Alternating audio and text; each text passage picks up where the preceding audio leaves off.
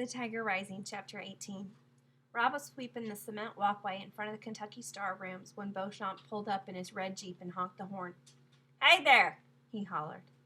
Beauchamp was a large man with orange hair and an orange beard and a permanent toothpick in the side of his mouth. The toothpick waggled as he talked, as if it was trying to make a point of its own.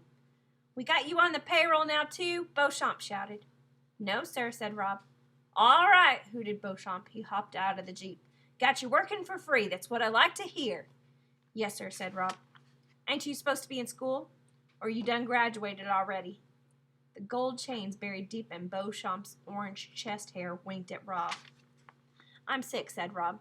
"Sick and tired of school, right?" He slapped Rob on the back. "Don't got a mama sitting putting down rules for you, do you? Get to make your own rules." "Not me," said Beauchamp. He jerked his head in the direction of the motel office where his mother, Ida Bell, worked the front desk. He winked at Rob and then looked to the left and then to the right. "Look here," he said in a quieter voice. "I got me a number of deals going on right now, a few more than I can properly handle. I wonder if a smart boy like yourself wouldn't be looking for a way to pick up some extra spending money." He didn't wait for Rob to answer. "Let me tell you what I got cooking. You like animals?" Rob nodded. "Of course you do," said Beauchamp, nodding with him. "What boy don't he? You like wild animals?" Rob's heart skipped. He suddenly knew where Beauchamp was headed. "I got me a wild animal," said Beauchamp. "I got me a wild animal like you would not believe, right here on my property. And I got some plans for him, too. Big plans. But in the meantime, he needs some taken care of, some daily maintenance. You follow me, son?" "Yes, sir," said Rob. "All right," said Beauchamp. He slapped Rob on the shoulder again. "Why don't you climb on into this Jeep and let me take you for a ride and show you what I'm talking about?" "I'm supposed to be sweeping," said Rob. He held up the broom. "Says who?" said Beauchamp, suddenly angry. "Your daddy? He ain't the boss. I'm the boss, and if I say let's go, you say all right." "All right," said Rob.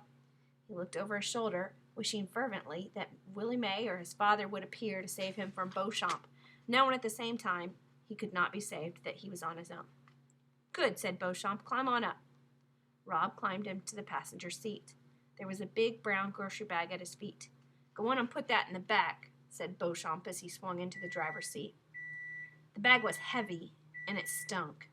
Rob carefully put it on the floor in the back seat and then noticed his hands. There was blood on his fingers.